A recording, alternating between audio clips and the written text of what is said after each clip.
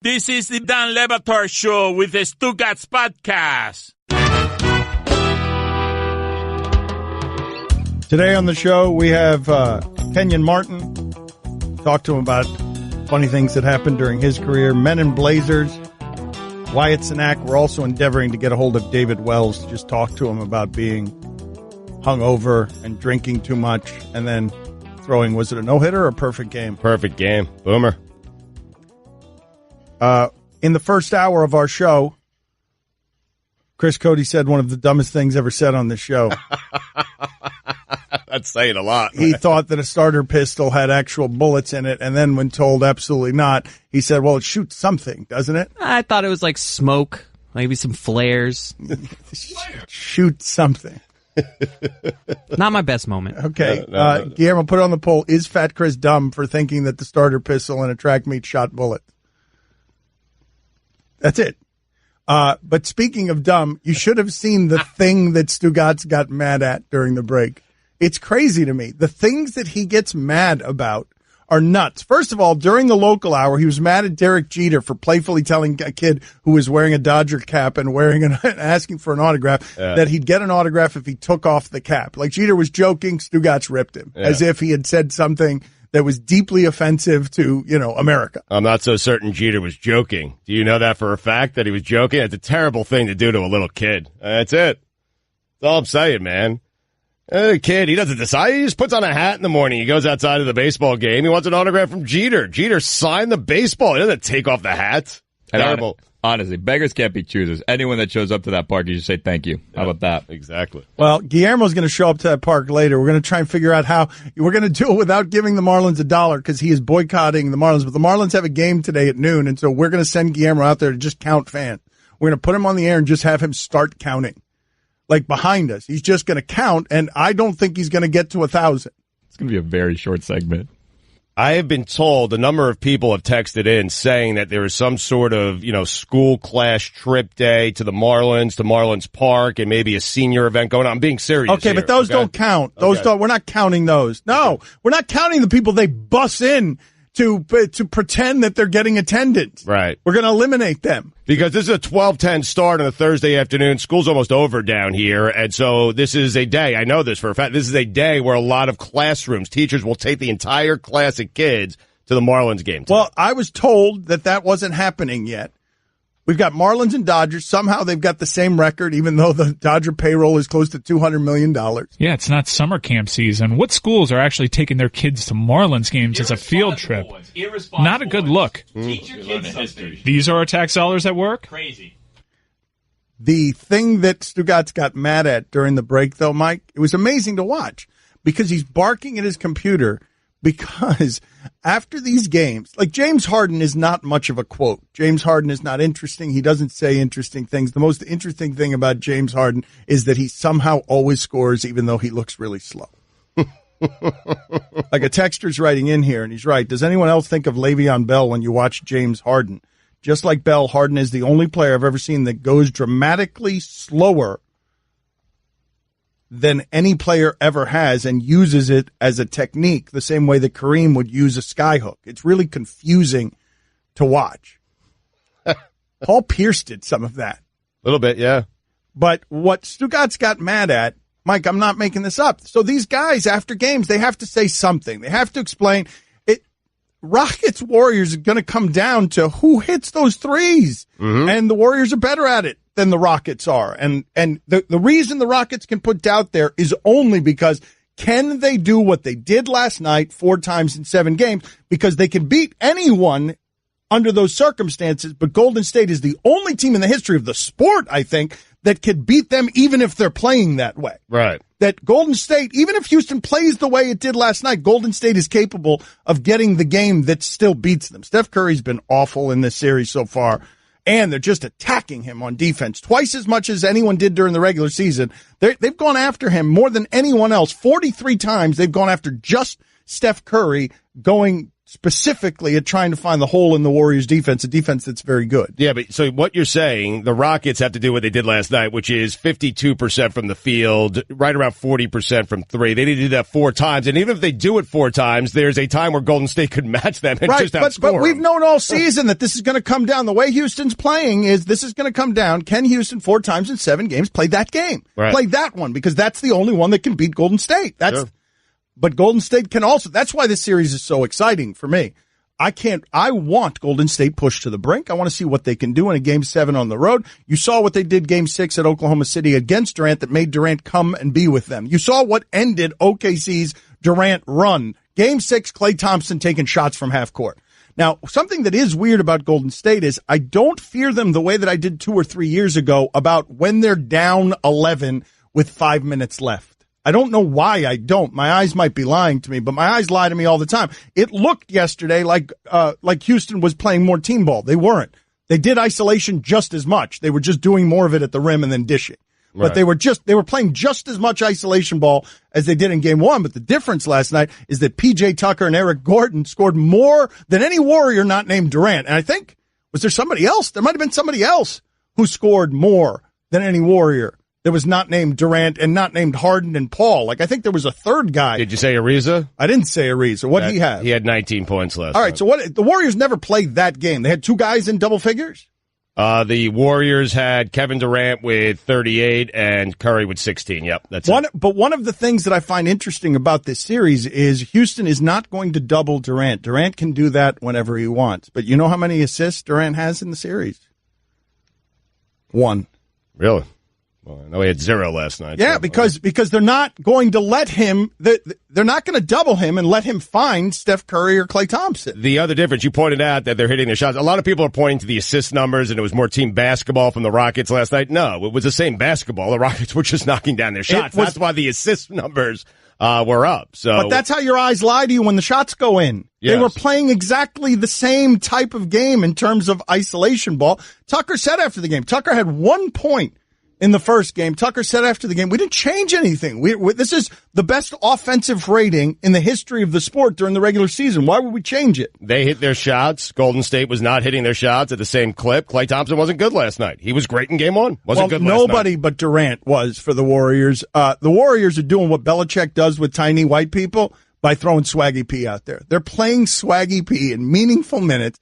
Nick Young, a career laughingstock, they're giving him legitimate playoff minutes because they just want him to shoot from the perimeter. But he had 3 threes in the first half, Game 1, like massive threes. He did. Swaggy P, man. I understand. Anybody in the league who could shoot threes would shoot them best on that team. Not a surprise. They can do it with anyone. They're telling you that by playing Swaggy P playoff minutes. But that's not what Stugotz was mad about. Mike, do you want to know what Stugotz was mad about? That James Harden, all these guys have to say something after the game. And so what James Harden said is, our focus is not the Warriors. And Stugotz got angry. Well, I mean, we should all be angry. Everyone. The entire nation should be angry because all year, everything was about the Golden State Warriors. Their GM, Daryl Morey, has come out and said, we're obsessed with the Warriors and how to beat this Golden State Warrior team. And James Harden, after he gets a victory last night, 127-105, all of a sudden he's not concerned about the Warriors anymore. He's concerned about his own game. Give me a break. And who cares? The Warriors, that's what you should be concerned about. What's the big deal coming out afterwards and saying, yes, we're still concerned about the Golden State Warriors? All of a sudden it shifted. Everything changed with one game where they're not obsessed with the Warriors. That's the team they should be obsessed with because that's the team they have to beat to win an NBA championship. I don't get why he said it. Do you? The better question is why it upsets you. I don't know, because I don't know. I mean, it's just, what upsets me is, if you asked him before Game 1, what are you focused on? He'd say getting past this Golden State Warrior team. And then after Game 2, he has a good game, they get a victory, they're tied 1 game apiece, maybe he's feeling pretty good about himself and his team, and then all of a sudden, the focus is shifted. I don't like that, and that's what I'm getting mad about, when focus shifts. My father yesterday on television, on Highly Questionable, he was ripping Daryl Morey, the general manager of the Rockets, who came on this show and has been on shows saying that same thing, which is our every thought has been about the Warriors all year. but he kept ripping Daryl Morey without using Daryl Morey's name, which led me to believe that he didn't know Daryl Morey's name. And so when I asked him on television, Papi, what's the name of the general manager of the Rockets that you keep ripping?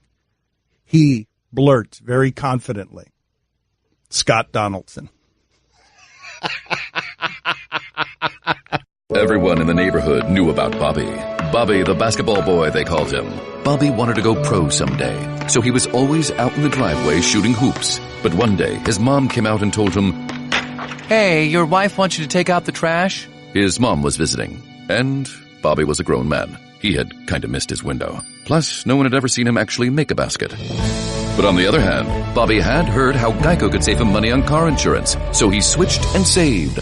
So it was all good. Don Le Batard. Harden got selfish and decided he wanted to go to Houston and be the guy. And I told you when he went there, he's never going to win a championship. He was more concerned, James Harden, about being the best player on a decent team than he was on being the third best player on a legendary team. Stugotz. Hey, James Harden. And the beard's enough already. Oh, who is he with a beard? Hey, he's trying to be different. I get it, James Harden. The beard. It's seriously the beard. When I think of James Harden, I won't think of anything other. I won't think of championships. I won't think of winning. I won't think of one of the all-time greats. I'll only think of his ridiculous beard. It's Harden.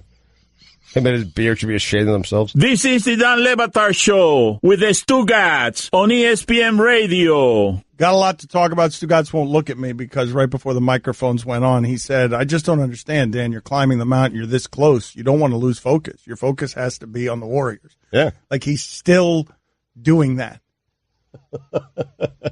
I mean, it's a little late in the game for the focus to be shifting. That's all I'm saying. Who cares? Keep your eye on the prize. Who cares what he says? I don't know. It's one of the more cliche throwaway sound bites, and you've latched onto this. What do you think his focus is on? Winning a title now? James Harden. Because that's synonymous with getting through the Warriors. Then he's getting ahead of himself if his focus is there, and that's what I'm worried about. Like, keep the focus where the focus needs to be, and the focus needs to be on the Golden State Warriors. That's it. That's all I'm saying. James Harden's beard is interesting. His clothes is interesting. His game is interesting. His history is interesting. His speaking is not. Yeah. He doesn't say anything interesting. When has he said anything that you've been like, I find this one to be interesting. All right, there are all sorts of things that Stugotz finds interesting. First of all, he got Golic and Wingo all riled up because he just went on the morning show and he just said that LeBron is flatly tanking games. It was a masterclass. Thank you. Also, Thank he you guys. attributed things to Stephen A. Smith, and I'm not sure Stephen A. said or whatnot. But Golic and Wingo made the biggest mistake when having the Stugotz on your show. Yeah. They held him accountable. Yep. And what did he do? Oh, he just started riffing.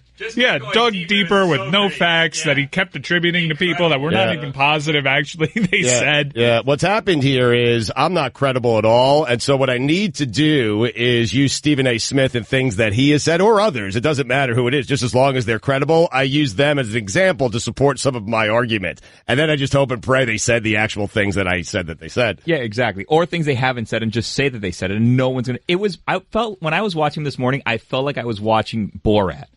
And he was tricking these two sports guys into thinking he was like a legitimate sports person. I can't believe that they were so mad at him. We have arrived in the place where Stugotz is Ali G. He is Colbert. He's the closest thing this network has.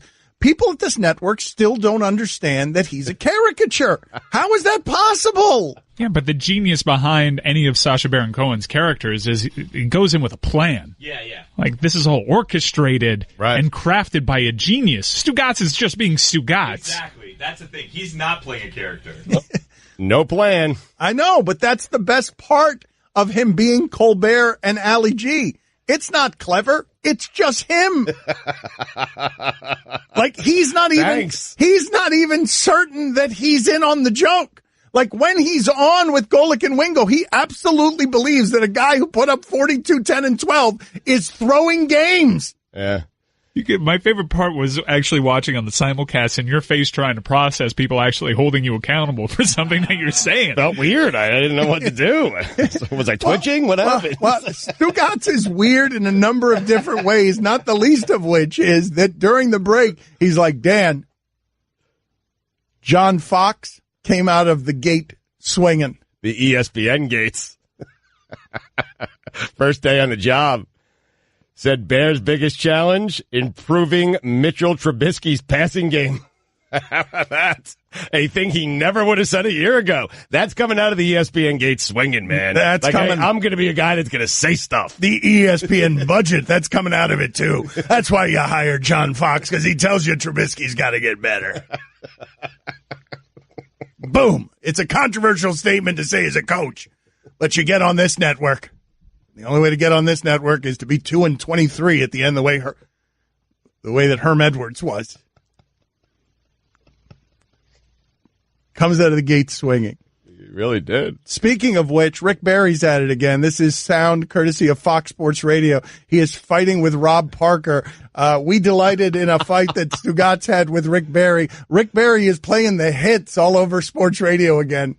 LeBron was scoring all game, had a chance to make a play at the basket, and instead passed. I think that's what people were looking at. Didn't have a chance. He was going against defense. There's no guarantee he was going to make it. There's no guarantee he was going to get fouled, and he had one of the best three-point shooters in the damn game open, and he threw it to him. So please get off his case. Thank you. Come on, Rick. Thank you, Rick. You got to stop. You got to stop because you don't know the game. If you're saying that you don't know the game, and you should be ashamed of yourself. Rick, I'm not. No. I've been covering basketball forever. I don't care how long you've been covering it. You didn't play the game, and if you make that Rick, comment, and you know what? And Rick, you don't know radio, and you don't know journalism. No, I know radio. No, you I've don't. done radio for no, years. you don't. You're a basketball player. You guys kill me. It's always the same thing. You didn't play basketball, so you don't know basketball. Oh, yeah, that's exactly right. Ridiculous. It's ridiculous, game, Rick. And that's your excuse. You're going to go and wail about that journalism and respect that people. You're a loser. No, forget it. No, you are. You're a loser, Rick. Hang up on him. Thanks for calling. Oh my God! Wow. All right, we got more next. Wow. I don't know if I can wait. Ponte los patines.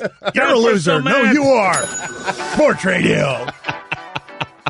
Guillermo, put it on the poll. You're a loser. No, you are. Sports Radio. Yes or no? We got more sound from that interview, and then we've got Rick Barry fighting with Stugotz as well. The Black Tux, people, is your go-to source. Also, Bartolo Colon took 100 miles an hour in the gut and got the out. Bartolo Colon is great. He remains fat. He remains old. He remains getting out. Said it didn't hurt. Of course it didn't. There have been home runs that have died in that navel. Dan Le Batard. This is the Nature Boy Ric Flair, 16 times your world heavyweight champion. Stugotz. The limousine riding, kiss stealing, wheeling dealing, jet flying son of a gun. Ladies and gentlemen, Nature Boy, Dan Le Batard. Woo! This is the Dan Le Batard Show with the Stugotz on ESPN Radio. We are allegedly a sports radio show. We are not allegedly the biggest one in America. And many of you are asking what I look like, which you can't see on the radio. Why I'm dressed this way. Yeah. Look like a mess. I look like a mess. Mike Ryan, as with all of these costumes that I have to wear when I lose at the Grid of Death, Mike Ryan says this is a good look for me. He did it with Dog the Bounty Hunter. He did it with George Michael. He keeps saying that these looks are good for me. Today, I am Robert Smith of The Cure, and shortly, even though Mike, bought us an extra small, or got from Robert Smith, the Vikings running back, an extra small jersey that he's presently wearing that is super snug and especially snug at the bottom. I'm going to put that on in a half hour, and it's really uncomfortable. It feels like being in a straitjacket. It's so tight. The game uniform of Robert Smith. The bangs really do a great job of framing your face. That is a terrible look. I would not want anyone I love anywhere near you if I saw you in the street looking like that. Okay, but you don't know anything about the rock scene and what it is that I might lure backstage. You don't know. What would you know about that? So, Rick Barry is fun to listen to because he will call you a loser. And he will tell you that you don't know what you're talking about. So let's go back to this Fox Sports Radio sound of Rick Barry arguing with Rob Parker. And at one point, Rob Parker just says, hang up on this guy, as if he's not one of the top 50 basketball players of all time. So listen to this back and forth again before we play for you something that's probably 10 years old. I remember Stugotz leaving the station, calling his dad, and his dad making him call Rick Barry to apologize for what happened on the radio. And it happened again. Rick Barry Rob Parker, Fox Sports Radio. LeBron was scoring all game, had a chance to make a play at the basket, and instead passed. I think that's what people were looking at. Didn't have a chance. He was going against defense. There's no guarantee he was going to make it. There's no guarantee he was going to get fouled, and he had one of the best three-point shooters in the damn game open, and he threw it to him. So please get off his case. Thank you. Come on, Rick. Thank you, Rick. You got to stop. You got to stop because you don't know the game. If you're saying that you don't know the game, and you should be ashamed of yourself. Rick, I'm not. No. I've been covering basketball forever. I don't care how long you've been covering it. You didn't play the game, and if you make that comment, you know what? And Rick, you don't know radio, and you don't know journalism. No, I know radio. No, you I've don't. done radio for years. You don't. You're a basketball player. You guys kill me. It's always the same thing. You didn't play basketball, so you don't know basketball. Oh, yeah, that's exactly right. That's ridiculous. It's ridiculous, Rick. And that's your excuse. You're going to go and wail about that journalism and respect that people. You're a loser. No, forget it. No, you are. You're a loser, Rick. Hang up on him. Thanks for calling. Those are the building blocks of sports radio. Yeah, and we were doing, look, man, we're pioneers. We were doing this tired bleep 10 years ago. You shoot foul shots underhanded, so that makes you an expert? There is no way that makes you an expert because you played, can study Rick. the game and possibly know as much as I know about the game. Rick Barry played, and by the way, does a sports radio show, so he knows more than everyone else. I used to do one and everything, and I always admire guys like Stugotz who had enough guts to be able to argue with me when it came to basketball. Right. When you can argue me about any other sport, and I'll take your word; it's just as good as mine. I never played. But I never played, so I could talk about football, but I never played. Oh, no, we were just getting started. This part is not the part that John Stugotz's father made him apologize for on the way home. Stugotz was a punished 4-year-old, and 4-year-olds could drive on the way home calling Rick Barry because this kept escalating. Rick, come on. I could put Did he win a championship without Scottie Pippen? No, he did not, but I could put 70 Pippins with him. So go to another one. But I could put 70 another one. I could put 70 Pippins with him, and he wins 6 championships. Wait a second. That's not the point. The point is you're trying to change the parameters. You made a blanket statement that Kobe Bryant has never won it. He's never been the main reason that his team won a championship. And here's the deal. Rick, was it only Michael Jordan? If he never won without Scottie Pippen. Name another player. And how many did Pippen win without him? Name another player. Rick, how many did Pippen win without him? How many did Shaq win without Kobe? One, because he had Dwayne Wade. Okay. Who did Pippen have? Nobody. So go on. Name me another one. But Rick, the question Name another one. The question was, Name another one. The question was, Rick Barry, do you think Kobe wants to win one and be the main reason? That was the question. And I said, yes, I think he does. And I already said that. And because I'm asking you to give me another person. You are not answering the question. You haven't come up with anybody. And because you like Kobe so much, you heard it the way you want to hear it. Listen, you heard it the way you want to hear it. You stuck your foot in it. You opened your mouth and stuck your foot in it. Give me another player who was a great player, who was the main responsibility Rick, it for matter, winning a championship without help from somebody else. Hakeem Olajuwon. It doesn't matter who I give you. You're going to throw someone back in my face. Hakeem Olajuwon. Go, Rick. Hakeem Olajuwon I would go for. Who are you going to get? Oh, you're going to go for that. So I got you. Okay, Mr. Credibility. Thank you. Wow. Yeah. I drove home, and my dad, because Rick Barry's one of his favorite players of all time, and my dad was very upset with me, and he said, you just destroyed a legend. You were disrespectful to a legend. I said, Dad, he was coming at me. What do you mean? He was disrespectful to your son. And he said, I care more about Rick Barry than I do my son. You call that man up and you apologize. Mm-hmm. And so I spent like 20 minutes on the phone with Rick just begging for his apology. Begging. For his forgiveness. Yes, for his forgiveness. Excuse me. I made the apology.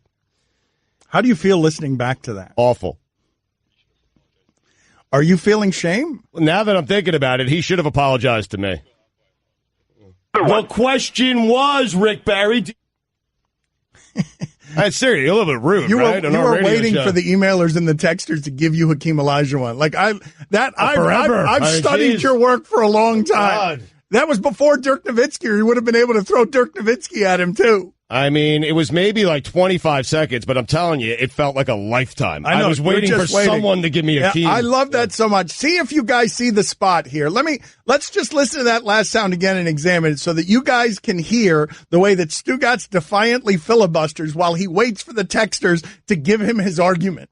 Rick, come on. I could put Did he win a championship without Scottie Pippen? No, he did not, but I could put well, 70 Pippins with him. So go to another one. But I could put 70 another one. I could put 70 Pippins with him, and he wins 6 championships. Wait a second. That's not the point. The point is you're trying to change the parameters. You made a blanket statement that Kobe Bryant has never won it. He's never been the main reason that his team won a championship.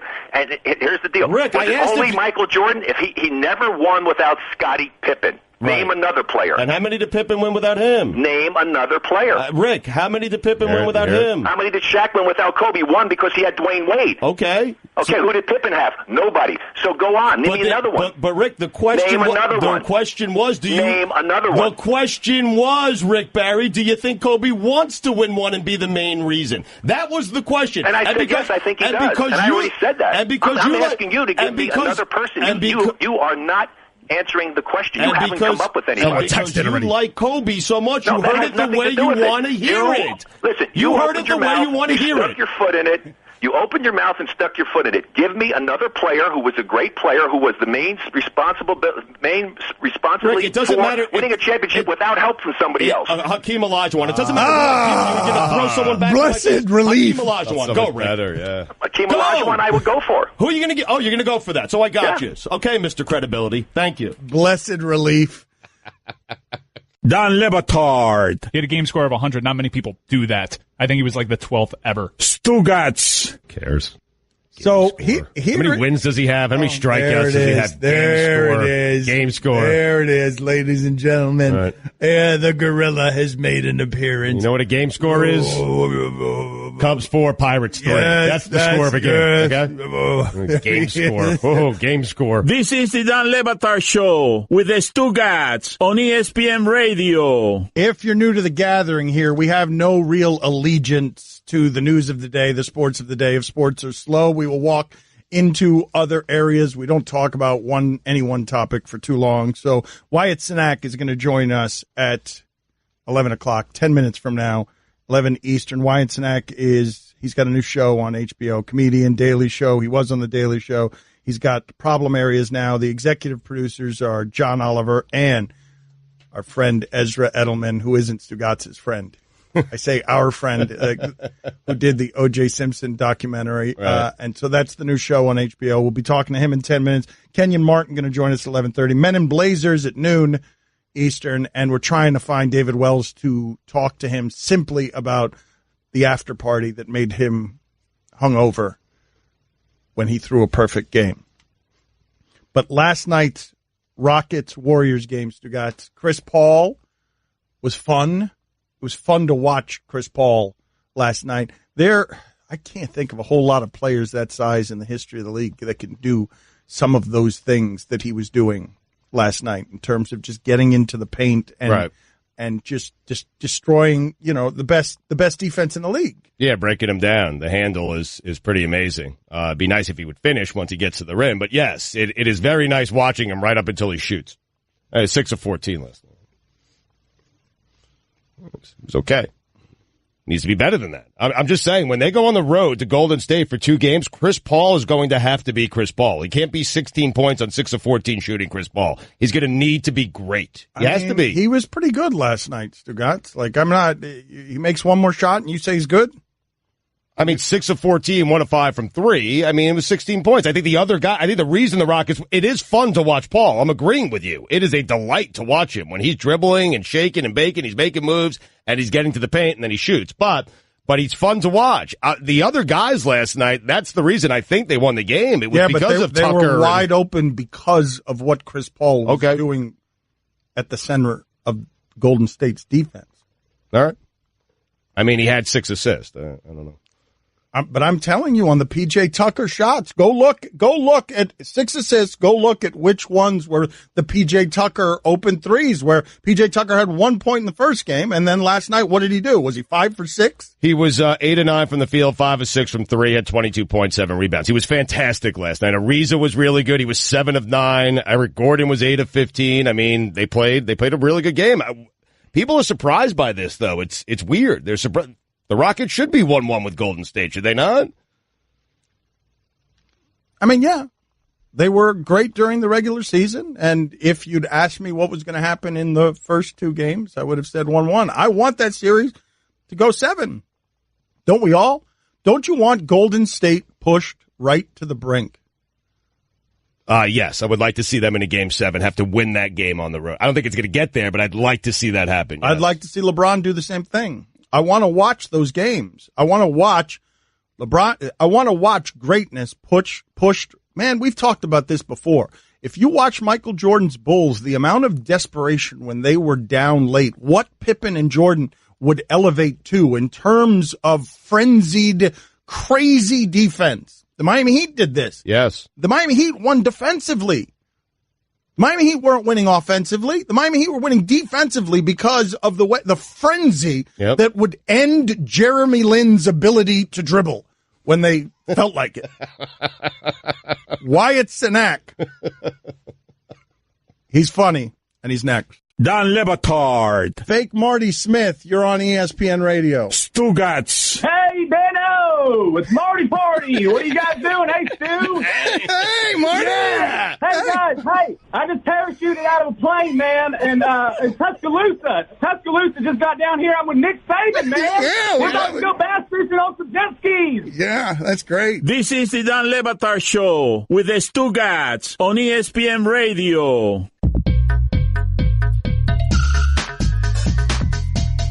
You should watch this guy's show, Problem Areas. It airs Friday nights at 11:30 on HBO. You know HBO makes some of the best television out there. Wyatt Cenac used to be on The Daily Show, and he's had a lot of success in his life. And I'm curious, Wyatt, thanks for making time for us.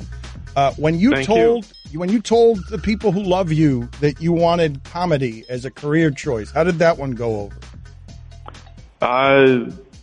That's definitely not a thing that I think a parent wants to hear a child say, unless that parent is also a comedian, presumably a successful one, that can see a path that exists there. I don't think they necessarily saw it. And for me as a kid, there were definitely other things that they wanted me to think about, possibly being a doctor or a lawyer. So you had what kind of doubt? Like at what point would you point to the career path and you're like, ooh, I don't know if I made the right choice?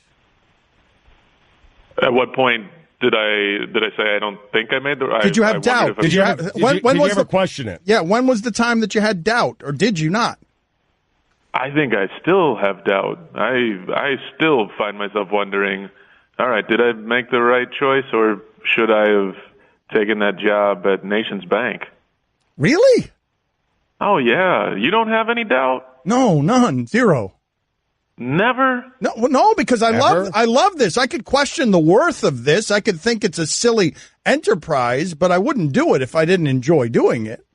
I'm not saying that you can't enjoy it, and I'm not saying that I don't enjoy what I do. I'm just saying in a world that is constantly changing and where there's so much competition in everything now that we do, everything has become sport on some level. And so the more successful you become at something, the more like a sport it becomes, in that, it's not just the expectations that you have for yourself. It becomes this thing of, well, you have to, sell X product or get involved in whether it's social media or all these other things that turn the thing that you enjoy into, it changes it. It makes it something different, that you now get caught up in the business of doing a thing you enjoy. And you never have any sort of doubt when it's like,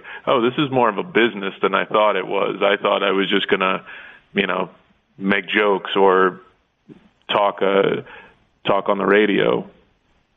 That's pretty interesting. Wyatt, I'm wondering, does that doubt, does it drive you? Does it motivate you?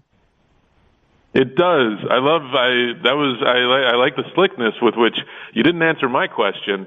But, I have listen. No, he wasn't listening to no. you, I Wyatt. listened. I thought you made some great points. That's for Dan to answer because I'm comfortable with anything. I don't care. I will sell anything. It don't matter to me. Okay, like I wanted to come on here and talk about sports and sell ads. So this is it. You know, this business is easier, Wyatt. This business, the business you're asking me about, this business is much easier and the bar is much lower than comedy. Like you're taking calls on sports radio. Like that's. I mean, and I'm doing a show with my dad. A stupid television show with my dad. Like, that's another show, Wyatt. I'm not his dad. It's a different show. I know, Dan. And also, yeah, I feel like I don't know you, Stugotz, like personally, but I know tale of Stugotz.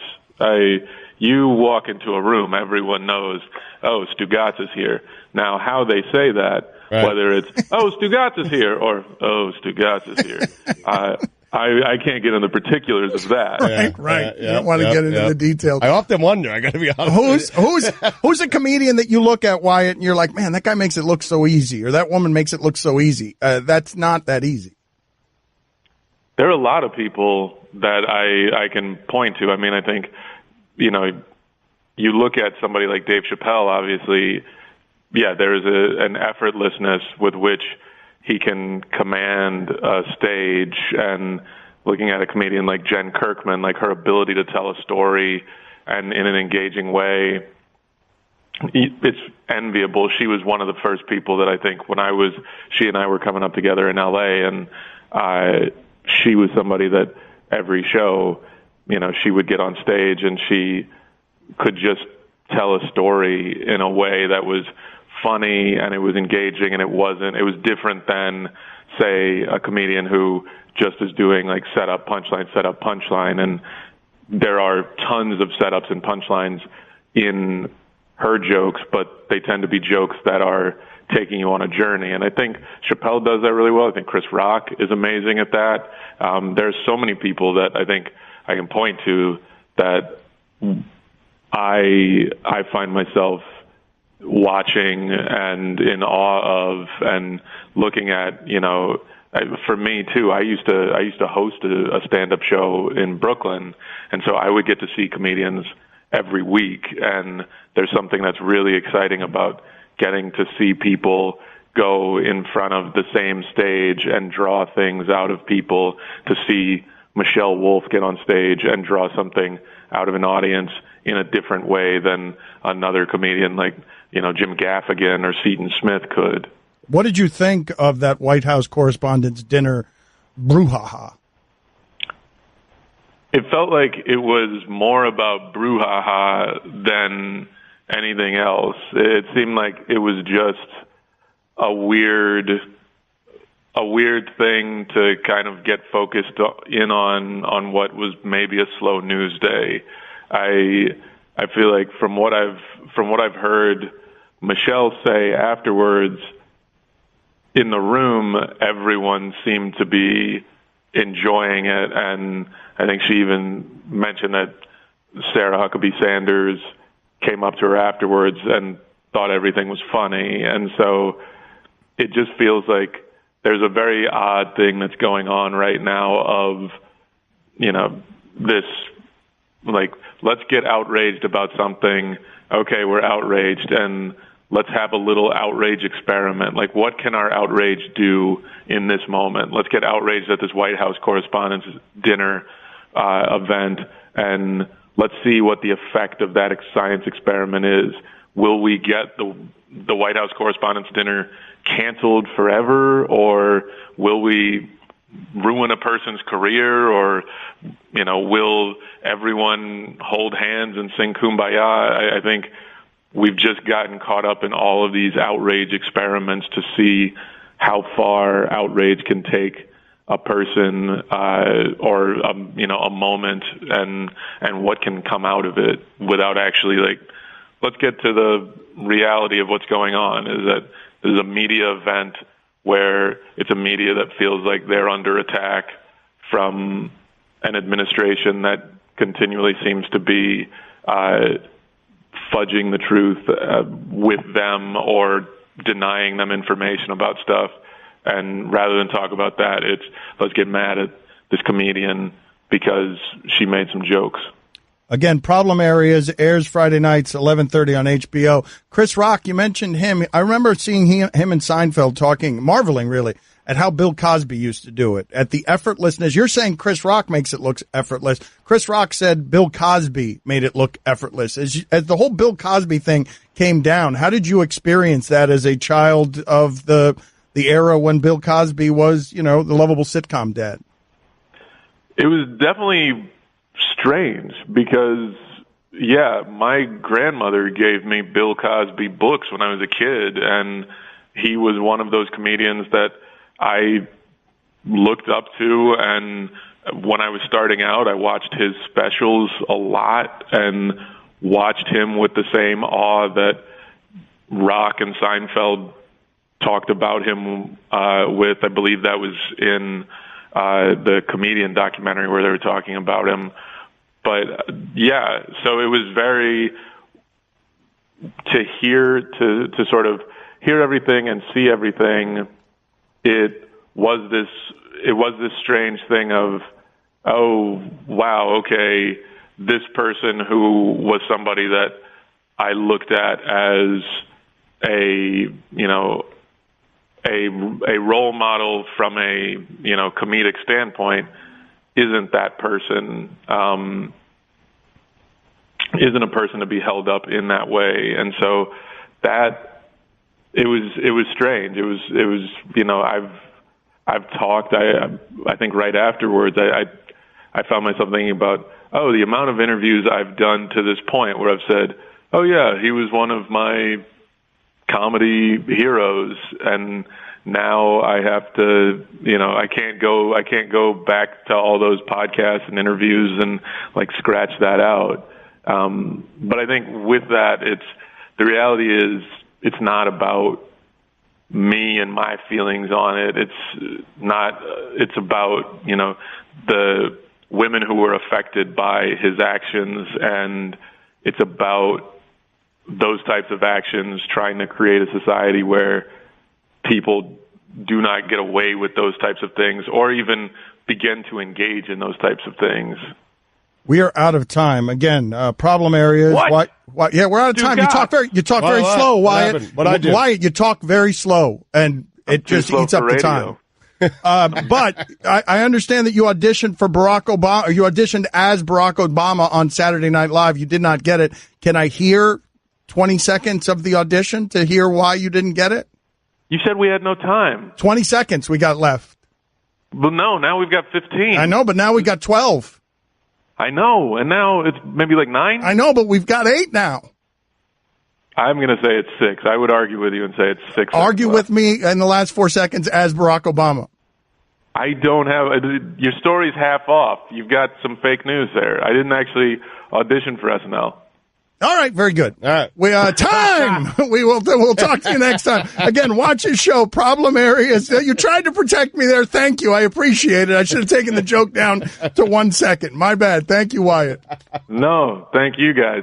Washing my nose, oh yeah. I'm a shower curtain, and I do one thing. Keep water from leaking everywhere. So you see why I feel useless compared to Geico, who does so much more. Like, not only could Geico save you money, but they've been around for over 75 years. And they give you 24/7 access online, over the phone, or on the Geico app. And they've got a 97% customer satisfaction rating. They do all this while I have to listen to this chucklehead. Oh, good, he stopped. Washing my toes! Oh, great, an encore. Geico. Expect great savings and a whole lot more. Don Le Batard. It's Rich Eisen stealing my material. It is Jimmy Traina stealing my material. Hey, get out of here, man. Who is that? Who is Jimmy Traina? He's a media writer, I think, out of New York, who I happen to like. Stugotz. There it is. There it is. The pivot of the Stugotz in this schmarmy salesperson. No, I happen to like Jimmy. I don't know Jimmy, but I happen to like Jimmy. Jimmy Traina sounds like a guy I would hang out with.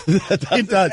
I think you're pronouncing his name wrong, by the way, but keep it moving. Oh, whatever. I like Jimmy. This is the Don Le Batard Show with the Stugotz on ESPN Radio. Did you see what Nick Saban had to say about UCF and UCF's claims that it is national champion? Did you see any of this? Yes, he essentially said, how about go out and win an actual national championship? You just can't appoint yourself national champion. Scott Frost, who has distanced himself. Frost needs to make up his mind here. He really does. Because I think a week ago, Scott Frost was saying essentially the same thing as Nick Saban. But now Saban came out and said what he had to say, and now Scott Frost is coming back at Saban, saying that Saban and Alabama have given themselves a couple of national championships that they probably didn't deserve or win, and Frost needs to make up his mind. You want to be the Nebraska coach or the UCF coach? Make up your mind. He's swinging like a pendulum here. It is interesting that Nick Saban thinks the totally bogus system we have is the honorable system. A clearly flawed system that is better than the one we used to have, which still doesn't make it any good. Right. That is propped up by television dollars and this network. This network proclaims you champion, and so it's so. Even though UCF beat Auburn, went undefeated, beat a bunch of bowl teams, and in beating Auburn, beat the only team that beat Nick Saban. But it's a system that has them in the Final Four every year. That's the other thing. That's the other thing. Of course Saban is going to protect that system. No matter how many times he loses, he's in the Final Four. Like, of course he's going to say that that's the credible system. The funny thing is that the rest of you agree with him. They didn't play in a conference championship game last year. That's correct. Think about that. A year removed from Saban saying you have to play in a conference championship game. Think about that. The guy saying that, the guy saying you can't self-proclaim yourself champions, is the champion, according to this network, but not the SEC champion. Or us. UCF. Dan Le Batard. Ta-da! Stugotz. Voila. This is the Dan Le Batard Show with the Stugotz on ESPN Radio. So Bartolo Colon, how old is he? What kind of season is he having? I keep getting told he's having a good season. I was stunned to see him with the Texas Rangers. Why are you rubbing your hands together, Guillermo? Oh my God, we've been talking about Bartolo Colon all day today, me and Stugotz. I'm so excited we got to this. He's having a decent season, Dan, and I was doing some research, and I found out that Bartolo Colon is either one or two teams away from being on the most teams ever. Octavio Dotel is the most, 13 teams. Right now, I found one place that had Bartolo on 12 and another that had him on 11. So me and Stugotz want to start a campaign where we get Bartolo traded twice this year so he can set the record for most teams played on. But they have to be new teams. It's 13 different teams. Right. So like he can't go back to the Mets. He can't go back to any teams he's been on. But he needs to get traded twice this year. Why this year? Well, I mean, Bill, he's not going anywhere anytime soon. I mean, that's for sure. He's one, urinalysis away from a 160-game suspension. So we need to have this happen soon. Because I was kind of wondering, how's he doing this? And then I go, oh yeah, I know how he's doing this. Everyone knows how he's doing this. Well, we have talked before about the idea of Bartolo Colon's the only guy who's figured out the way to get the stain out of steroid cheat, and it's just be fat. Yeah. If we'll do it by body type, and we won't even remember. He is lovable. Is he the only? I know we're trying to turn A-Rod into that at ESPN, and J-Lo is trying to do it too. But is Bartolo Colon the only steroid cheat across sports who gets to be lovable? Is he the only one? Give me another one. Give me the other guy that has been sent away for, was it 50 games or 80 games? Which one was it? I think Colon had 2. Yeah, I think it was 80 games. Wait a minute. Bartolo Colon didn't have 2. No, but they changed the penalty to 80 and then 160. So it used to be 50 and then it was more, but I think he got caught when it was 80. Reason we're talking about is because he took a line drive off the stomach yesterday, and weirdly, he's a good athlete. And you can't hit a home run in a Major League Baseball game if you're not a good athlete. Oh, he's a very good athlete. I mean, he's still pitching in the majors at 45. But Guillermo's right. He's one test away. Like, it's genius if someone actually created this, a steroid that makes you look like you're not actually taking steroids. Because everyone loves the guy. They love him. And why do they love him? He makes fun of himself. He's got a decent sense of humor, and he's a little bit pudgy. Well, beyond that, though, if you're the guy in charge of the drug test, you see him and you just keep walking. Of course. You're like, yeah, not that guy. Clearly not Bartolo. How old is he? 44. I think he turns 45 in a couple weeks. Let me check. No, he's 45 right now. You got to be bleeping kidding me. What the hell? The only explanation for 45 years old and still pitching is steroids. David Ortiz was named in the Mitchell Report in 2003. That's a good one. That's a good one. Although that hasn't stuck to him, though. No. Like he wasn't actually suspended. He's 44. He turns 45 next week, May 24th. I got some money here. You know, I'm starting to forget people that have been suspended for steroids. Like, I completely forgot Nelson Cruz was suspended for steroids. Put that on the poll. Are you starting to forget who was suspended for steroids? Because that's a good point. Are you going out to the Marlins game later to count fans? I mean, I'm ready to go. I ordered a counter and everything. I need to go pick it up. I gotta leave soon, but all right, get out of here now. Go now. Get out of here now. Go to the Marlins game. Guillermo's going to call us from the Marlins game. They got a noon start. I believe there will be fewer than 1,000 fans there, so he's just going to go there and count fans. Did you see these stats on Justin Verlander? He shut out the Angels last night. He struck out Ohtani 3 times. You want to guess how many runs Justin Verlander has allowed in the last 4 games? Last 4 games, I don't know, 12 runs? 2. You want to guess what Houston's record is in those 4 games? 2 runs? 1-3. What? I was going to say 4-0. 1-3. That's baseball right there. That's like a riddle. Justin Verlander, he's 35 years old, and I'm surprised by his ability at 35 to still be a power pitcher. Baseball, man. He was a power pitcher, then he wasn't, now he's a power pitcher again. It's confusing. But I'm saying if I'm surprised by Justin Verlander at 35, how can you not be blown away by the idea of Bartolo Colon at 45? The only two types of people who get to keep playing baseball well at 45 are steroid users and knuckleballers. Wasn't Justin Verlander done 4 years ago? And then the Astros got him, and suddenly he wasn't done. It's weird. By the way, Colon, at the age of 44, going to be 45, 50 innings pitched this year. He's got a 2.82 ERA. Yeah, it's good. It's outstanding. In the American League, yeah.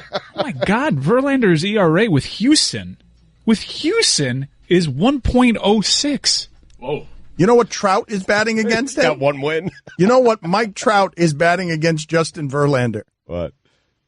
0.87. Baseball. I mean, that's crazy. That Mike Trout, how many career at bats is that? What's he got? 1 hit? 2 hits?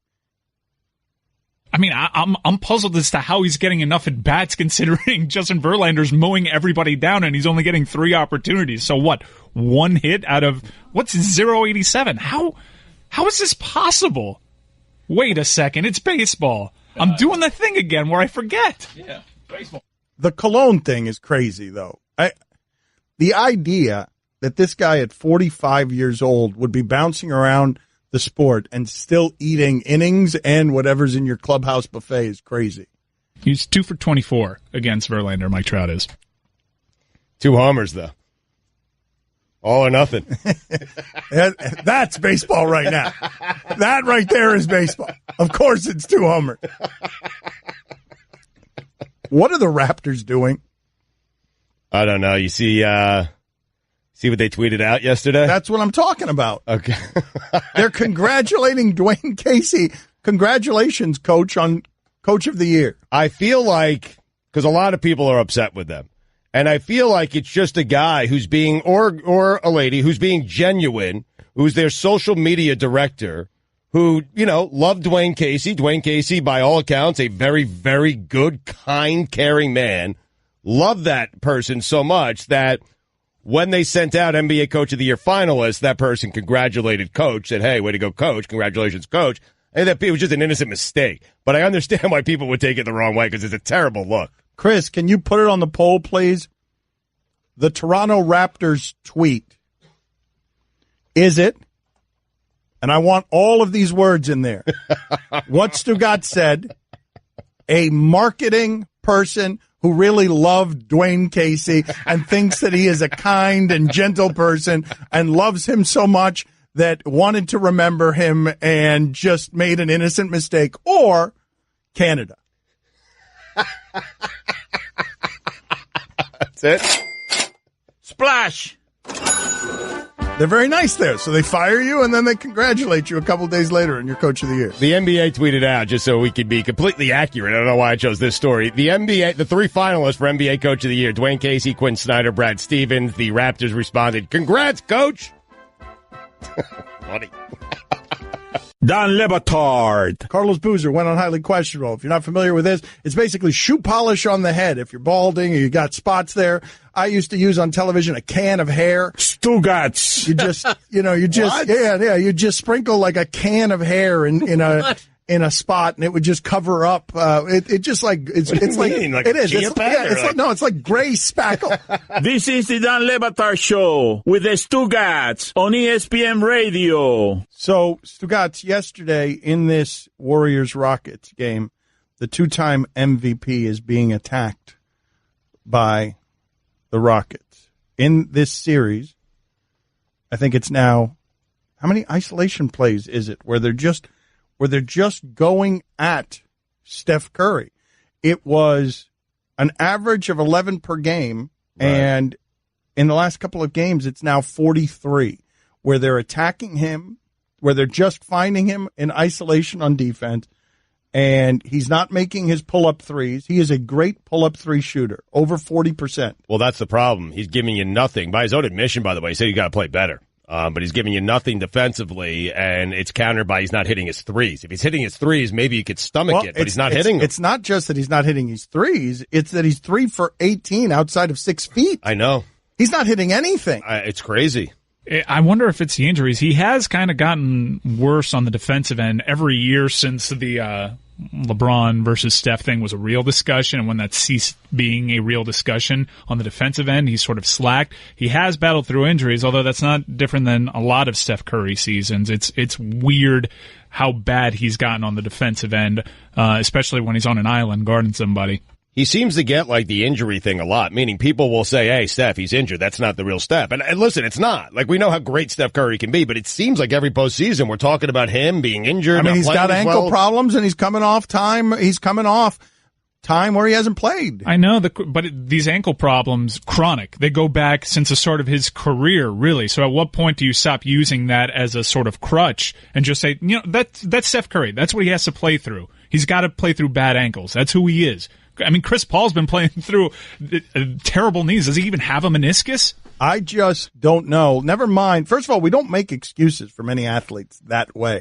Many of you get mad when I say LeBron must be tired, and you're no excuses. And we make them for Steph. When he doesn't look right, it's not because he's choking. It's not because he was bad. It's not because he's a liability on defense. It's because we like his family, we like his wife, he's wholesome. Oh, he must not be right. Like, we're real gentle with Steph. That's a 2-time MVP. Also a 2-time champion. And outside of Steve Nash, okay, is that the reason, though? I think moving forward, I don't understand why we did it a couple of years ago, but I think moving forward, yes, he has bought himself something with the 2 MVPs and the 2 NBA champions. Yes. I mean, just has, Dan. They removed Chris Paul's meniscus. This was years ago. You never hear about it. Ever. He plays that way. Well, this has to be a conundrum for you, Stugotz, because you have publicly ripped Kevin Durant for months and months and months, and, well, I guess now going on years. Yes. You have ripped Kevin Durant for taking a shortcut. You have, for months and months and months, and maybe going on years, ripped Chris Paul. Mm-hmm. So what do you do last night when Chris Paul's brother gets up and starts screaming at Kevin Durant, and Kevin Durant screams back at him to sit down while spitting all over his beard?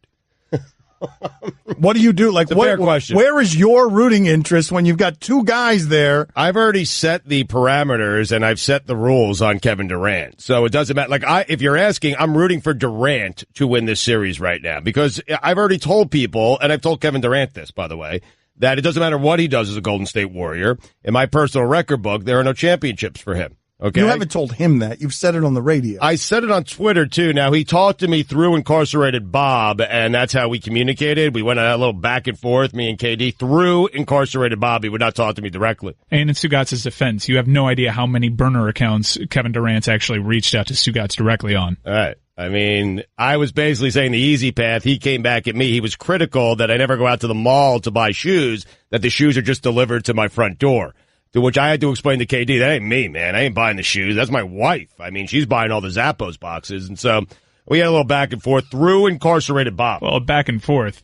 I mean, you said something, he said something. It's not a back and forth. I guess. And it was through incarcerated Bob. Yeah, so, definitely not a back and forth. Yeah, so anyway, I'm rooting for Chris Paul to lose.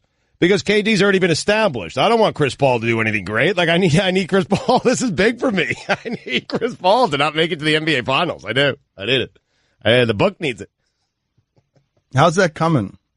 We're getting there. I gotta tell you one thing right now. If LeBron loses here and the Rockets don't get past the Warriors, I was thinking about this, Mike, and LeBron goes to Houston and he teams up with Harden and Chris Paul, LeBron will get rings if they win championships. He will. James Harden, Chris Paul, no way. Win on your own or don't win at all. How about that? You agree? It seems like you agree, Dan. Don Le Batard. Is Jay Wright the best? Yes, maybe, no. Stugotz. Is Jay Wright the best? Yes, maybe, no. This is the Don Le Batard Show with the Stugotz on ESPN Radio. ESPN Radio is presented by Progressive Insurance. Roger Bennett and Michael Davies, Men in Blazers, going to join us in just a second here on the Shell Pennzoil Performance Line. We only have one right now. We have one man in a blazer. We need the second. Oh, we have two. Awesome. Here's your SportsCenter update. Justify will be racing out of the 7th stall for the Preakness Stakes. Derek Jeter remains positive and confident despite being unhappy with the Marlins' record and attendance. Wait till he gets a hold of today's attendance. Game starts in 4 minutes. And finally, director Lars von Trier returned to the Cannes Film Festival on Monday after a 7-year ban for controversial Hitler comments with a screening of his new thriller, The House That Jack Built, which stars Matt Dillon as a serial killer who views his crimes as works of art. The movie prompted more than 100 moviegoers to leave the theater before it was over because of its sadistic scenes in which Dillon's character mutilates women and children. Those who did stick it out gave the movie a 6-minute standing ovation. This SportsCenter is brought to you by GNC. Ignite what's inside you. From building muscle to finding the best multis, get the highest quality wellness solutions and supplements. Now buy 2, get 1 free for a limited time at GNC. Live well. For all the latest headlines and information, tune in to SportsCenter on ESPN Radio all throughout the day. I'm not making fun of you here. I thought Khan, the S was silent at the end. Am I wrong about this, or are you wrong? Is it? I mean, the film festival. You think I have any confidence in myself when it comes to this? I don't know what the answer is to that. I thought it was the Cannes Film Festival. I think it is the Cannes Film Festival. Put it on the poll, Chris, please. And that's an unfair S to put there on me, though. I mean, what are we doing there? If there's an S, it's Cannes. But I think you're right. It's Cannes. Not a silent S. I don't know. Maybe the Men in Blazers can help us out. You guys got any opinions on this? We'll start with Roger. Maybe Michael has a stronger opinion, but we'll start with Roger. I get all my cinema at Lowe's. Dan and Stugotz, it is an honor to be with you. You're like David and myself, but you're actually talented. I don't believe that that's so. But what about this Cannes and Cannes thing? Anything? Oh, no, it's calm. The S is silent. The S is silent. The French are tricky like that. They're always trying to trick us. What do you guys think is, and thank you for joining us, by the way. They're very popular, and Stugotz makes a lot of fun of soccer because he says he's been hearing all his life, here comes soccer. But it seems like with the MLS and America, it actually feels like here comes soccer, where they're making these games, parties and stuff. Your opinion there is what? Well, America, we just released a book. My fault. I should have addressed one of you. Yep. My fault. Go ahead, Michael.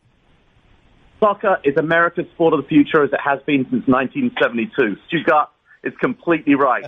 It will always be America's sport of the future. We actually have more respect for people like Stugotz who don't ever see the sport ever taking off, despite all the evidence to the contrary. We respect that more than the people that love the game, I think. Thank you. Is that right? That's interesting. These are my guys. Yes. I don't understand why Michael is in this business. Aren't you like a television kingpin? Kingpin is that is an insult to kingpins everywhere. I'm a television producer. That's my day job.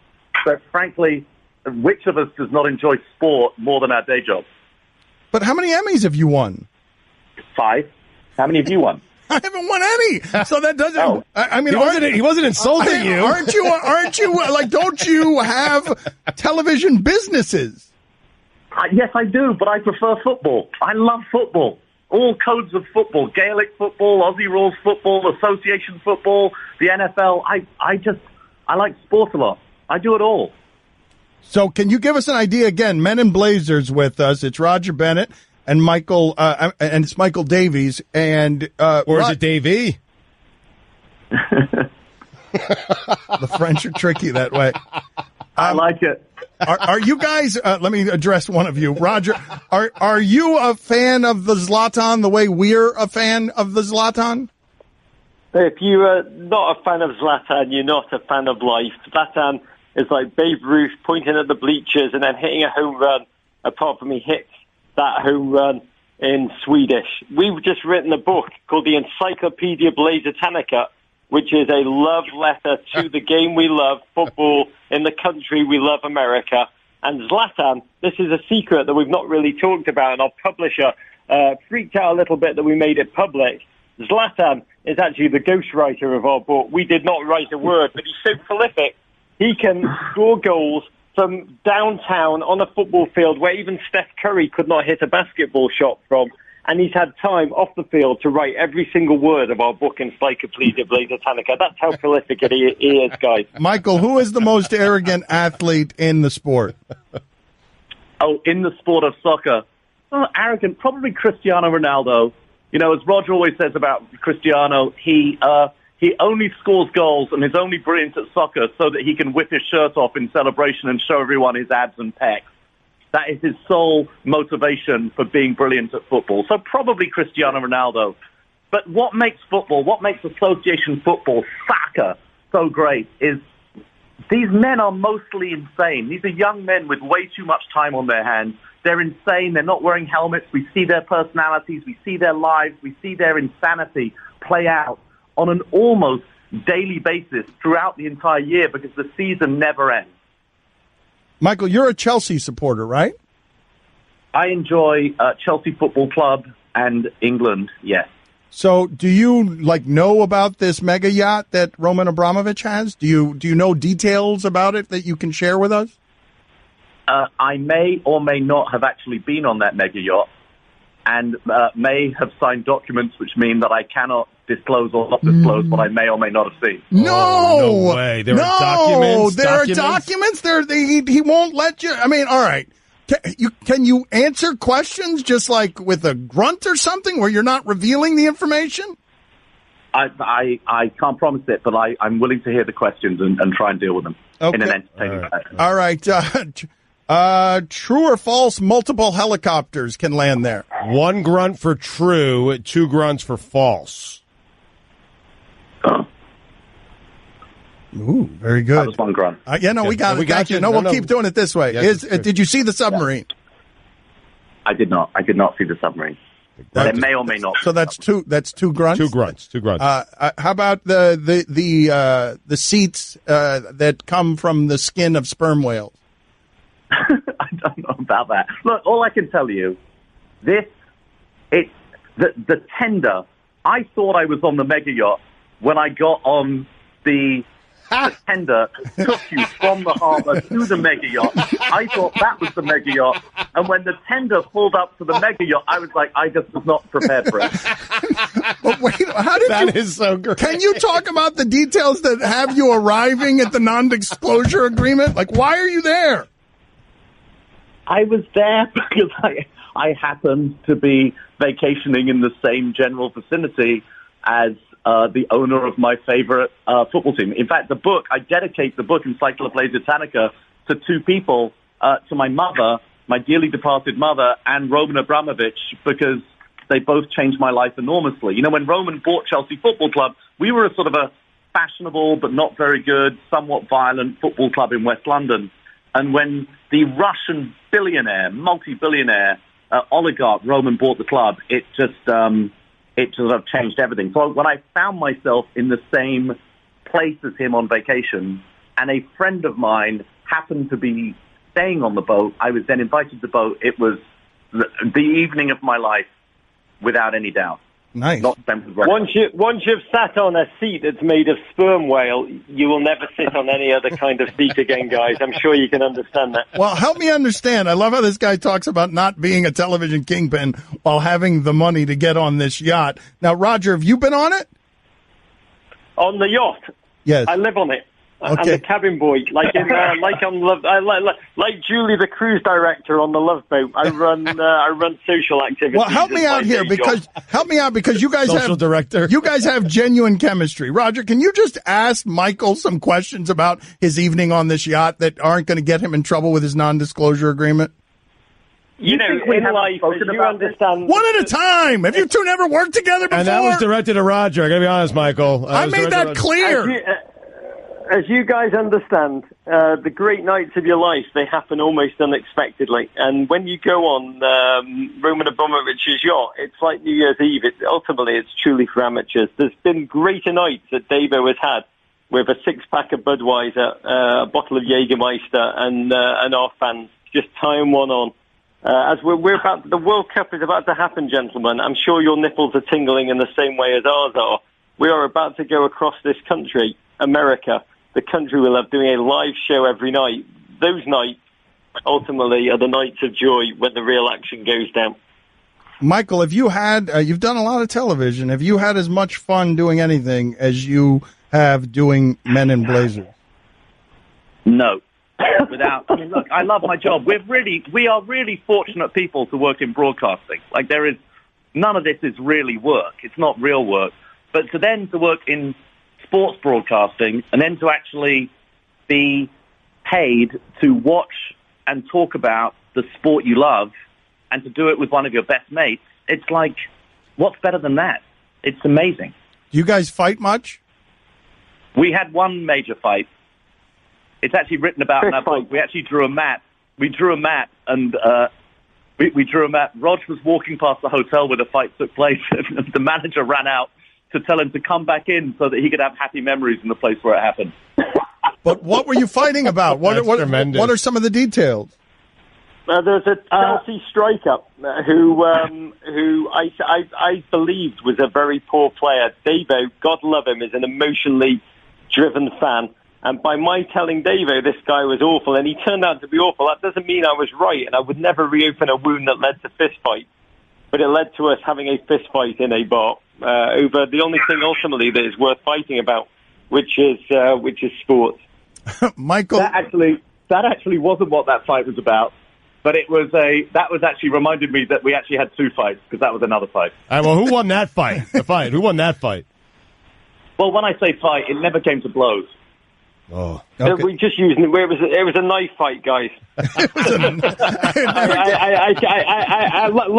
Like you guys, as you understand, that we both keep shivs on our person at all times. That's all I'm saying. Oh, very good. Encyclopedia Blazer Tanica is available now. They've got a new book. They've got a very popular show, Men in Blazers. Roger Bennett and Michael Davies with us on ESPN Radio. Roger, how fast or how quickly will Wayne Rooney eat and drink himself out of MLS? That is the question that everybody is talking about. It's hard to believe. Wayne Rooney is a year younger than Ronaldo. Ronaldo, this preening show pony who lives to expose the world to him freeing his nipples and revealing an eight-pack that makes any human being just quiver with their own sense of inadequacy. Wayne Rooney is a year younger than that man. But years of pounding the pies, years of pounding the beers, years of just hard living, the cigarettes, the women, the everything have ground this man down. So he actually looks old enough to be my grandfather. However, in a life which is often tormented off the field, a little bit like Raging Bull, loved being in the ring. It's the only place he felt like being in control. Wayne Rooney is a creature who just adores playing football. And with that kind of mental impetus, he's seen what Zlatan has done over here. He's seen the goals. He's seen the glory. He sees the commercial opportunity. So I would never write off Wayne Rooney in any regard. Here's a player. If you watched him come through as a 17, 18-year-old when he was a snarling ball of aggression, here's a player that was capable of doing remarkable things, still is capable of doing remarkable things. The only thing he won't be able to do is work out how the hell to get around the Beltway. So that if you run any club in America that hires him, you have to give him his man who's going to drive him around. Because Steven Gerrard, a similar footballing legend, he came to the LA Galaxy, great footballer, but he spent his whole time being like, the 405, I don't understand. How does it get to the 101? And you've got to, if an Englishman comes here, you've got to just get him a driver. If he can navigate your city, he will dominate your league. Michael, just a numerical answer to this question because we got to get out of here. And again, their new book, Encyclopedia Blazer-Tanica, is available now. Number of times a day on average, Roger says the word nipples. I mean, every time he's on radio, every time he's on television, every time he's on a podcast. Right now, because we're promoting the book, about 7 or 8 times a day. Okay, 7 or 8 times. And that's low. That's low, guys. Can I just say, our book has come out. We are going on tour across America. The notion of bringing the game we love to the country. We'll have Seattle, Portland, San Francisco, the East Coast, West Coast, middle of the country. Nothing makes our nipples tingle harder. Guys, it is great to be with you. We genuinely admire who you are, what you do, what you've done for sport in this country. As I said, you're like us, but with talent. Well, you guys are exceptional, and you're a lot of fun. So do come on again, okay? We can't talk to you enough. Thank you. Thanks, guys. Thank you, guys. Money, money, money, money. We don't talk about soccer around here very much. Those are two guys that are good at talking about What's soccer. to talk about? Again, Encyclopedia Blazer-Tanica is available now. I just saved hundreds of dollars by switching to Geico. I feel like a whole new person.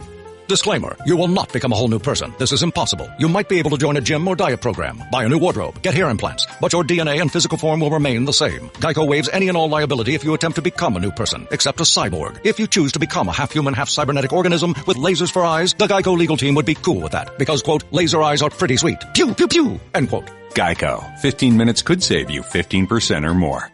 Dan Le Batard. Stugotz is disgusting. Stugotz.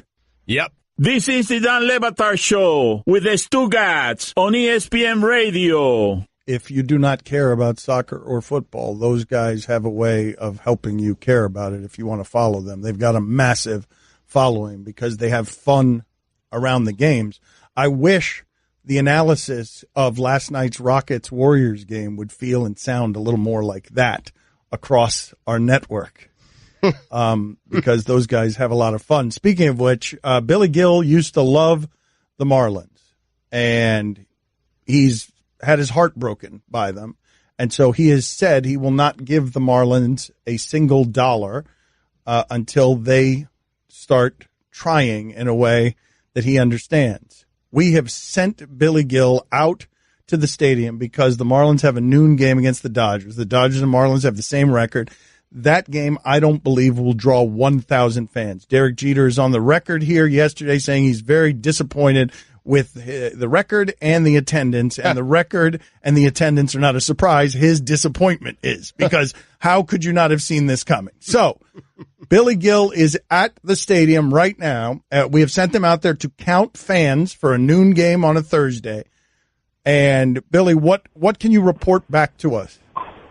Hey, it's Billy. Hey, Bill. Dan? Yes, sir. Hey, this is a giant disaster. It's some sort of kid's school day, and this place is easily the most attended game since opening day. Like, this place is packed. Well, start counting. I mean, this did not go well. All right. I had an issue getting tickets, and then I ended up paying, like, a lot more than I should have for Marlins tickets because the cheap ones sold quickly. And I couldn't find my way to my guy's house to park, which, by the way, was a bad decision because it's a great day for indoor baseball. I'm going to get soaked walking back to the car. I already got wet walking here. The man who I paid to park at his house told me it was foolish to come to the game and give them money to go to pay to see the seat, which is not a good business strategy if I, was giving him advice on how to run his business of illegally parking cars in front of his house and charging money for it. But there's a lot of people here. All right, come on back. Well, first tell us how many. If they're lying, no, I don't. You actually bought a counter, right? Well, that's another thing. I couldn't go get the counter because I wasn't going to make it to the game in time if I bought a counter. So somewhere in Miami Beach, there's a counter waiting for me that I purchased and was supposed to pick up, but was not able to because I wouldn't have gotten here in time. Billy, just count all the non-students. Oh, man. I mean, the sections behind home plate from, like, first base to third base are not, like, students. So those, there's pretty few people. But outside of that, like the outfield upper deck, down the first and third base line is packed with schools. I can count the other people if you want, but... No, just come back here. So how much money did the Marlins cost you today? Oh, the Marlins didn't cost me any money because I bought a secondhand market, so I paid some person money, and then I paid a guy $10 to park at his house. So far, nothing. No, that's something though. That's $10 not going to the Marlins. Not going to the Marlins. Not to them. Okay, all right. Not to them is the point you're making. And more. How much did you spend on the counter that you were going to use? That was like $7. I'd say that the Marlins cost me close to $60 today. That is not going to them, but still cost me that money. All right, going to others. 2 more now. Okay. 52. See you later.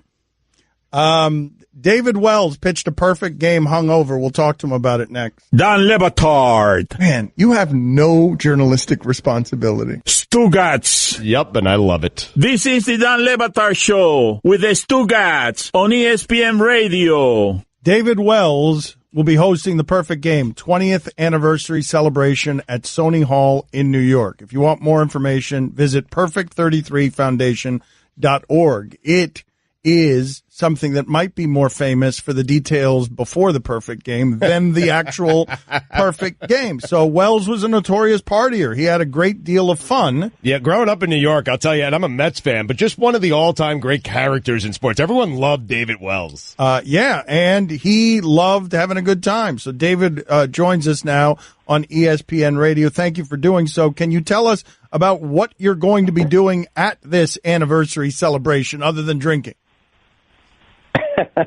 Well, I mean, drinking. Okay. No, we're just gonna. It's just gonna be a good event. Obviously, we're with my foundation, the Perfect 33 Foundation. I'm out there to raise money for our Navy SEALs, military men and women. I feel strong about this, getting these treatments for them for traumatic brain injury. But not only that, just have a night full of fun. Bernie Williams is going to get up. He's going to be playing with his band, just playing some music. And, Michael Kay will be hosting the show. He'll be emceeing it. And we'll just have a lot of fun. These galas, you just do what you do and you just get creative as you go along, tell some stories and try to make people laugh and have a good time. Are you surprised at all that Bernie Williams intimated to us the last time he was on with us that psychedelics help with his music? Well, I guess him and Timothy Leary became friends.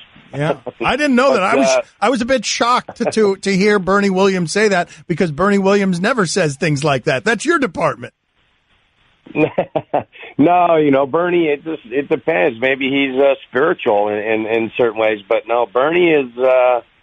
He's an amazing human being. He's a hell of a baseball player for one thing, but his music, just watching him, in the clubhouse before the games, after the games, playing his music and just really getting deep into it. I mean, him and Paul O'Neill would be down in the tunnel, jamming at the end of Old Yankee Stadium, and it was awesome. And we just never knew we knew he could play, but now he's taking it on the road. And he played at Joe Torre's event a few weeks ago in L.A., and dang, the guy's good. Hold on a second, though, David.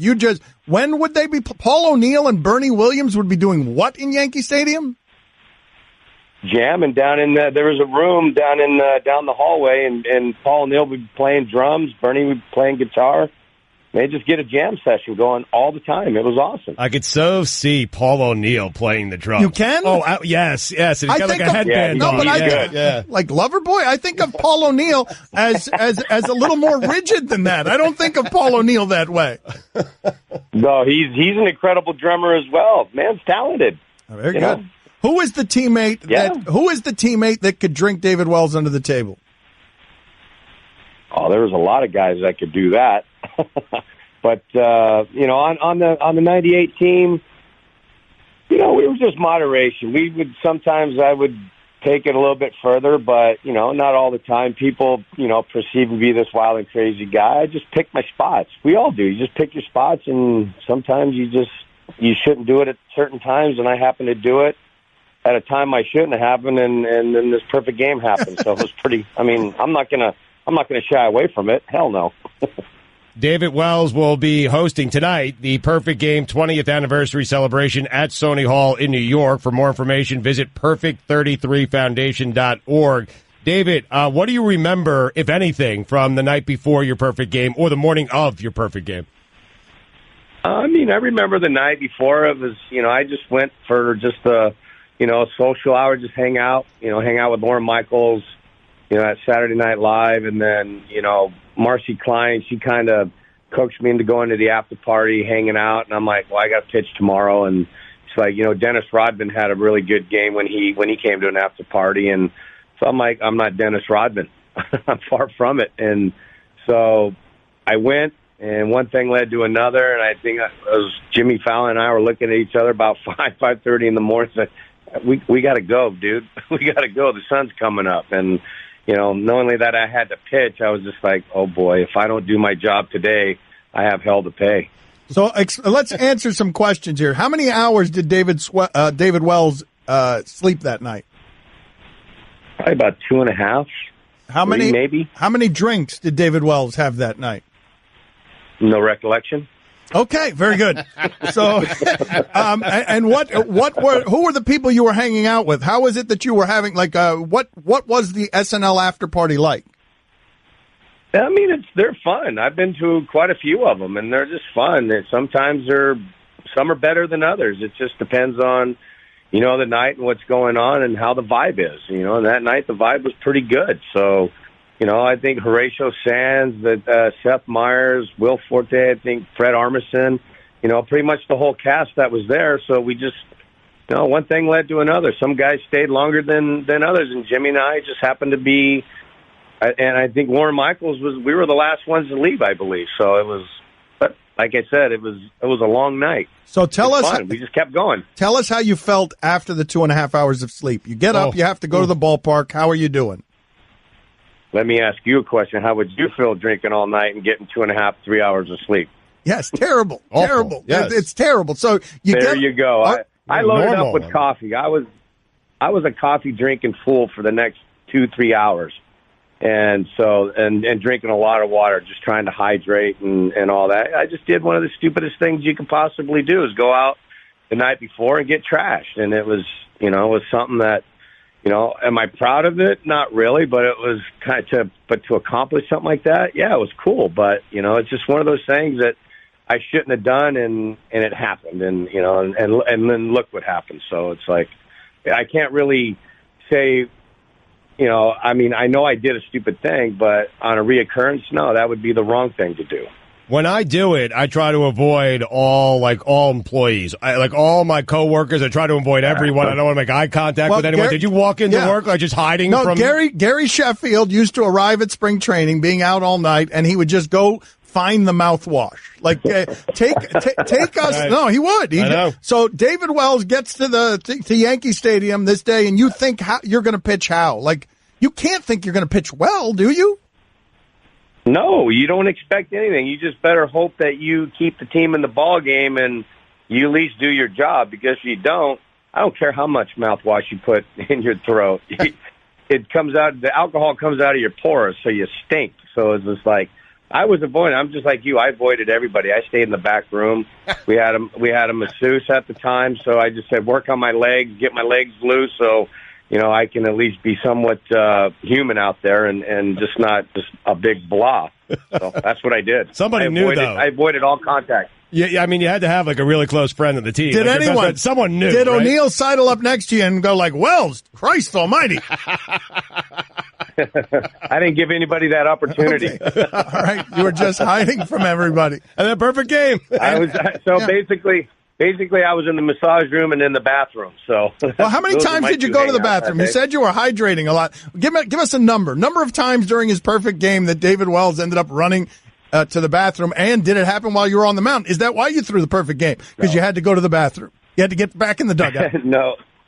No, before the game, probably about 6-7 times, and then maybe once or twice during the game. So, it was just, you're caught up. It's just something that you don't have much time in between innings, especially if they're, 1, 2, 3 innings. You better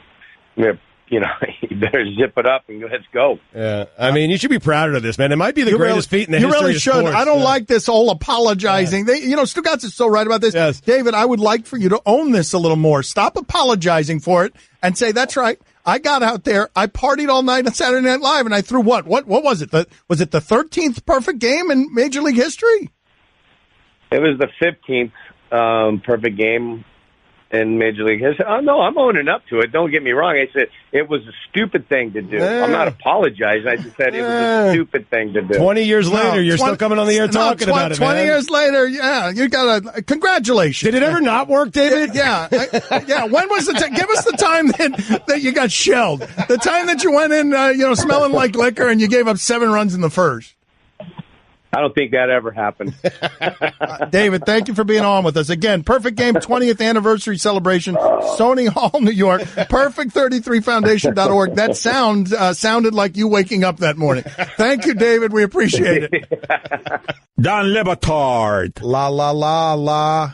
La, la, la, la. Stugotz. Hey. Goodbye. This is the Dan Le Batard Show with the Stugotz on ESPN Radio. Just so we're clear, before we get to the stat of the day, something that happened at Tim Hortons and the polls, just so that we are clear. The Rockets last night won, not because they changed anything. They did not. They played just as much isolation ball, but the guys not named Harden and Chris Paul went 12 of 22 from 3. If they do that, they will beat the Warriors. Right. If that's something that they do in the series, the guys not named Paul and Harden from deep were 12 of 22 from 3. Let's see him do it on the road. Gonna be interesting. But that's the reason that doubt will creep in. That's the only way the Warriors will lose is if last night happens 4 times in 7 games, and even then it might not happen because the Warriors still might beat you. But that's the only way the Rockets can do that. Let's get to the stat of the day, please. Short version. We're running short on time. Start of the day, it is the start of the day. Start of the day, it is the start of the day. Start of the day, it is the start of the day. Start of the day, it is the start of the day.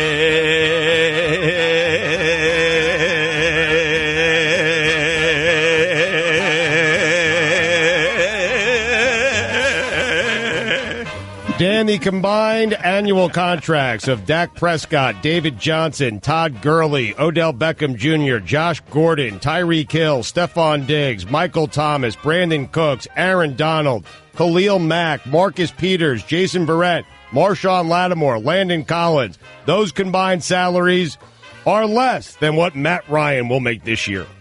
According to NFL research. Okay. Tim Hortons. What happened at Tim Hortons? A lady pooped on the floor. And then expressed her displeasure by throwing it all over the place. Yeah, she was very upset with the employees. She pooped. She dropped her pants because you need to do that before you poop. And then she pooped on the floor, and then she threw it, and then she grabbed some napkins, and then she cleaned herself up, and then she threw those napkins at the employees, too. That's the recap. Seems like a reasonable response to your food not being what you want.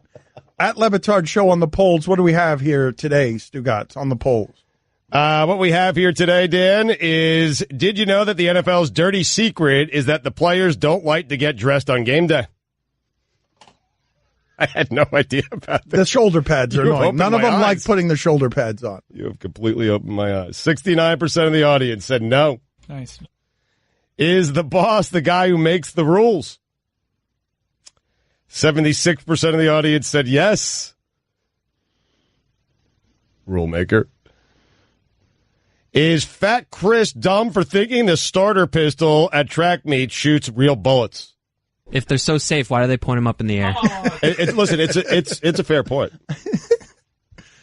You've opened my eyes. I guess the optics of him pointing it directly at the people at the starters gates would probably not be great. Problematic. Dangerous.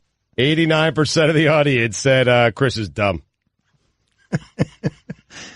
Is you're a loser? No, you are. Sports radio. 87% of the audience said yes. That number should be higher. It really should be. Building blocks of it. What are the Raptors doing? A marketing person had a good relationship with Dwayne Casey and let a tweet slip, or Canada? 80% of the audience said Canada. Those are the polls.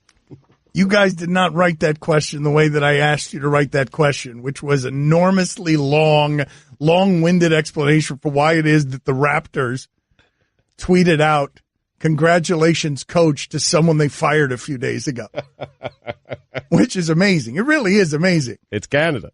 I don't like to fire people, but if we were firing a social media director, what we would do is take the Raptors, name that person the social media person of the year, and then a couple of days, fire them, and then fire them for what they just did on the Raptors account, and then turn around and congratulate them for being social media director.